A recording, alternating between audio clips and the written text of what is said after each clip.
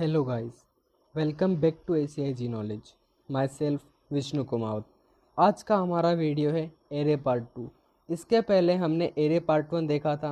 अगर आपने अभी तक एरे पार्ट 1 नहीं देखा है तो अभी जाके देखिए। एरे पार्ट 2 समझने के लिए एरे पार्ट 1 देखना इम्पोर्टेंट है, नहीं तो हो सकता है ये वीडियो आपको प्रॉपरली ना समझे। नोट्स बनाने के लिए मेहनत करने की कोई ज़रूरत नहीं है। सारे नोट्स टेलीग्राम चैनल पर तुम्हारे भाई ने अवेलेबल कर रखे हैं। नोट्स की लिंक वीडियो की डिस्क्रिप्शन में मिल जाएगी। अब हम स्टार्ट करते हैं हमारे वीडियो को। हमारा फर्स्ट टॉपिक है मल्टी डायमेंशनल एरे। अब हम देखेंगे मल्टी डायमेंशनल एरे क्या होते हैं। The array which is represented using more than one subscript is known as multi dimensional array. एक ऐसा एरे जिसमें मोर देन वन सबस्क्रिप्ट का यूज़ होता है उसे हम मल्टी डायमेंशनल एरे कहते हैं। The two-dimensional array is simple grid format arrangement for storing the data. The data is stored in row and column format. Two-dimensional array में grid format में data को अरेंज करके स्टोर कर सकते हैं, जिसमें data rows and column format में store होता है। अब हम देखेंगे example of multi dimensional array. हमारे पास एक मल्टी डायमेंशनल एरे का एग्जाम्पल है, जिसमें एग्जाम्पल में है 2D एरे, जिसकी साइज है 4x5, जिसमें 4 रोज एंड 5 कॉलम्स हैं। रोज एंड कॉलम्स दोनों की इंडेक्स वैल्यू का यूज़ करके हम 2D एरे में प्रेजेंट किसी भी एलिमेंट को एक्सेस कर सकते हैं। अब हम देखेंगे हमारा next topic memory representation of two dimensional array.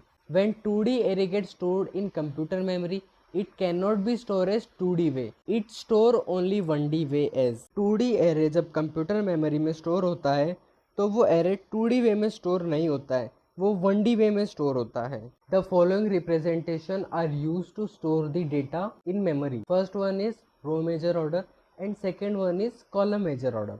2D array को मेमोरी में रिप्रेजेंट करने के 2 वेज हैं। पहला वे है रो मेजर ऑर्डर एंड दूसरा वे है column major order. The 2D array is stored in row major format और कॉलम मेजर फॉर्मेट।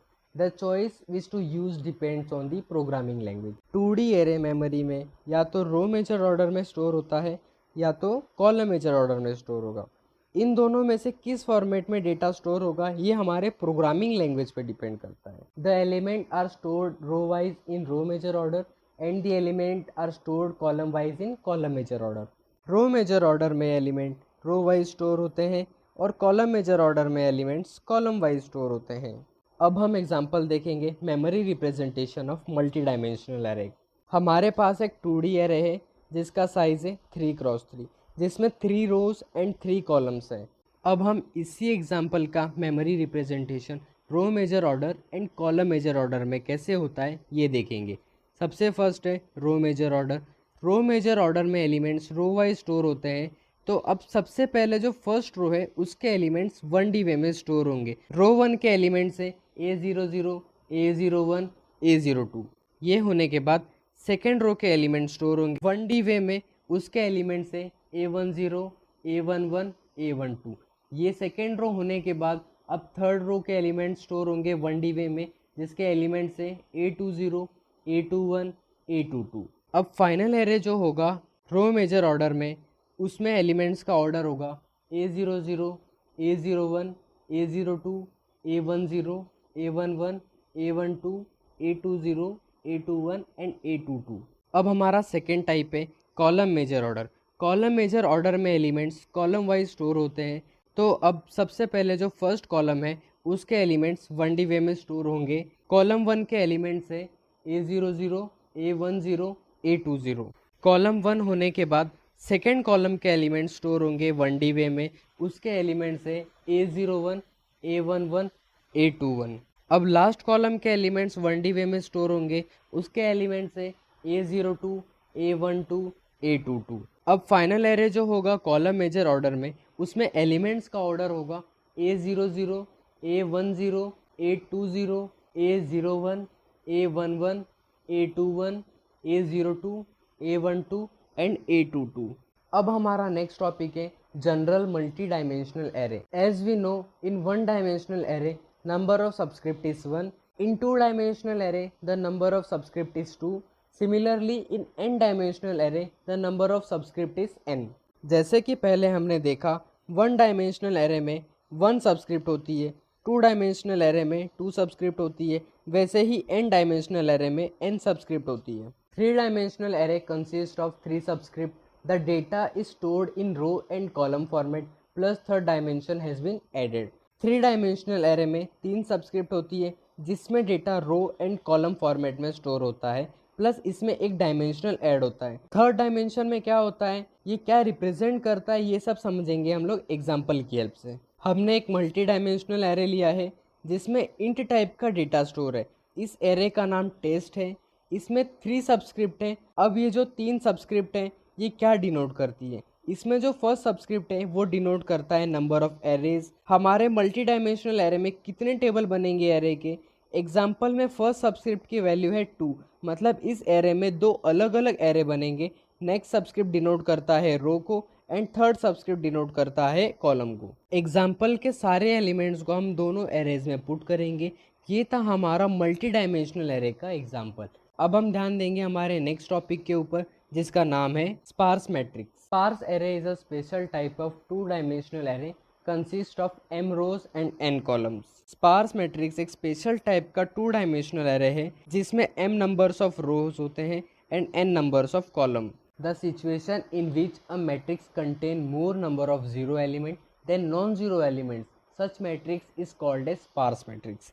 किसी मैट्रिक्स में नॉन जीरो एलिमेंट्स कम हो और जीरो एलिमेंट्स ज़्यादा हो तो ऐसी सिचुएशन में उस मैट्रिक्स को हम स्पार्स मैट्रिक्स कहते हैं। The matrix M is said to be sparse matrix if the majority of the elements are zero elements. It is a two dimensional array with maximum zero element. It reduces scanning time as we traverse only non zero elements. जैसे कि assume करते हैं हमारे पास एक matrix है M। ये sparse matrix कब होगा, इसमें जीरो एलिमेंट्स की मेजोरिटी ज़्यादा होगी। ये एक टू डायमेंशनल एरे है जिसमें मैक्सिमम एलिमेंट्स जीरो हैं। इस वजह से जब हम नॉन जीरो एलिमेंट्स को ट्रावर्स करते हैं तो हमें बहुत ही कम टाइम लगता है। अब हम देखेंगे advantage of sparse matrix. First one is storage and second one is computing. Sparse matrix के दो एडवांटेज है। इसमें स्टोरेज कम यूज़ होता है क्योंकि इसमें मैक्सिमम एलिमेंट्स की मेजोरिटी जीरो होती है। सेकेंड एडवांटेज है मैक्सिमम एलिमेंट्स की मेजोरिटी जीरो होने के वजह से जो कंप्यूटिंग टाइम होता है वो कम होता है। अब हम देखेंगे एग्जाम्पल ऑफ स्पार्स मैट्रिक्स। आप सब देख सकते हो ये एक एग्जाम्पल लिया है हमने। इसमें जो मेजोरिटी है वो जीरो एलिमेंट्स की ज़्यादा है और नॉन जीरो एलिमेंट्स की मेजोरिटी है वो कम है। इस एग्जाम्पल में नॉन जीरो एलिमेंट सिर्फ 6 है जबकि जीरो एलिमेंट्स 10 है। अब हम देखेंगे टाइप्स ऑफ स्पार्स मैट्रिक्स। दो टाइप्स के स्पार्स मैट्रिक्स होते हैं। First one diagonal matrix and second one triangular matrix, और उन दोनों के एक एक सब टाइप होते हैं। ट्रायंगुलर मैट्रिक्स के दो टाइप्स होते हैं। फर्स्ट अपर ट्रायंगुलर मैट्रिक्स जिसका एक सब टाइप है स्ट्रिक्टली अपर ट्रायंगुलर मैट्रिक्स। सेकेंड टाइप है लोअर ट्रायंगुलर मैट्रिक्स और उसका सब टाइप है स्ट्रिक्टली लोअर ट्रायंगुलर मैट्रिक्स। अब हम देखेंगे हमारा first type diagonal matrix. Diagonal matrix is square matrix where all the elements are zero except the diagonal matrix. Diagonal matrix square matrix होता है। इसमें डायगोनल एलिमेंट को छोड़ के बाकी सारे एलिमेंट्स जीरो होते हैं। हम डायगोनल मैट्रिक्स का एग्जांपल देखते हैं। हमारे पास एक मैट्रिक्स है जिसकी साइज है 4x4। इस मैट्रिक्स में सारे एलिमेंट्स जीरो हैं, सिर्फ डायगोनल एलिमेंट्स नॉन जीरो हैं, इसलिए यह है डायगोनल मैट्रिक्स। अब हमारा नेक्स्ट टाइप है ट्रायंगुलर मैट्रिक्स। ट्रायंगुलर मैट्रिक्स के दो टाइप होते हैं, upper triangular matrix and lower triangular matrix. अब हमारा फर्स्ट जो टॉपिक है वो है upper triangular matrix. A square matrix is called upper triangular if all the entries below the main diagonal are zero. जब स्क्वायर मैट्रिक्स के main diagonal के ऊपर के सारे एलिमेंट्स नॉन जीरो हो और नीचे के सारे एलिमेंट्स जीरो हो तो वह मैट्रिक्स अपर ट्रायंगुलर मैट्रिक्स होता है। अब हम एग्जांपल देखेंगे अपर ट्रायंगुलर मैट्रिक्स का। इस एग्जांपल में जो मेन डायगोनल है उसके ऊपर जो एलिमेंट्स हैं वो नॉन जीरो एलिमेंट्स हैं और जो मेन डायगोनल के नीचे के एलिमेंट्स हैं वो सारे जीरो एलिमेंट्स हैं, इसलिए ये मैट्रिक्स अपर ट्रायंगुलर मैट्रिक्स है। अब हम इसका सब टाइप देखेंगे strictly upper triangular matrix. A strictly upper triangular matrix is the upper triangular matrix having zeros along the diagonal. Strictly upper triangular matrix में diagonal के ऊपर के सारे elements नॉन जीरो होते हैं एंड diagonal और diagonal के नीचे के सारे elements जीरो होते हैं। जैसे कि आप सब एग्जाम्पल में देख सकते हैं मेन डायगोनल और उसके नीचे के जो एलिमेंट्स हैं वो सारे जीरो एलिमेंट्स हैं। मेन डायगोनल के जो ऊपर वाले एलिमेंट्स हैं सिर्फ वो ऐसे एलिमेंट्स हैं जो नॉन जीरो है, इसलिए ये स्ट्रिक्टली अपर ट्रायंगुलर मैट्रिक्स हो रहा है, क्योंकि इसके अंदर अपर पार्ट में ही सिर्फ वैल्यूज़ है, नीचे पार्ट में सारे जीरो एलिमेंट्स है। अब हमारा नेक्स्ट टॉपिक है lower triangular matrix. A square matrix is called lower triangular matrix if all the entries above the main diagonal are zero. जब स्क्वायर मैट्रिक्स के मेन डायगोनल के नीचे के सारे एलिमेंट्स नॉन जीरो हों और उसके ऊपर के सारे एलिमेंट्स जीरो हों तो वह मैट्रिक्स लोअर ट्रायंगुलर मैट्रिक्स होता है। लोअर ट्रायंगुलर मैट्रिक्स को हम एग्जाम्पल के हेल्प से समझने की कोशिश करेंगे। इस एग्जाम्पल में जैसा कि आप सब देख सकते हैं, मेन डायगोनल के नीचे के जो सारे एलिमेंट्स हैं वो सारे नॉन जीरो एलिमेंट्स हैं और ऊपर के जो एलिमेंट्स हैं वो जीरो एलिमेंट्स हैं। नीचे पार्ट में वैल्यूज होने की वजह से वो एक लोअर ट्रायंगुलर मैट्रिक्स कहलाता है। अब हम देखेंगे इसका सब टाइप क्या होता है। इसका सब टाइप है strictly lower triangular matrix. A strictly lower triangular matrix is lower triangular matrix having zeros along the diagonal. इसको हम एग्जाम्पल की हेल्प से समझने की कोशिश करेंगे। एग्जाम्पल में जो मेन डायगोनल है उसके नीचे सारे एलिमेंट्स ऐसे हैं जो नॉन जीरो हैं। मेन डायगोनल और उसके ऊपर के जो सारे एलिमेंट्स हैं वो सारे जीरो एलिमेंट्स हैं, इसलिए ये स्ट्रिक्टली लोअर ट्रायंगुलर मैट्रिक्स कहलाता है। अब हम देखेंगे नेक्स्ट टॉपिक जिसका नाम है advantages of arrays. It is a better and convenient way at storing the data of same data type. It is simple data structure and easy to implement. It allocates contiguous memory location for its elements. Hence, address of any element can be calculated easily. It does not allocate any extra memory for its elements.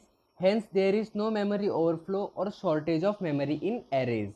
It is used to implement other basic data structure like stack, queue and etc. Same data type के data को store करने के लिए सबसे better way array होता है। Array बहुत ही simple data structure है और इसका इम्प्लीमेंटेशन भी बहुत इजी है। एरे में एलिमेंट्स कंटीजियस मेमोरी लोकेशन में स्टोर होता है, इसलिए हम किसी भी एलिमेंट का एड्रेस इजीली कैलकुलेट कर सकते हैं।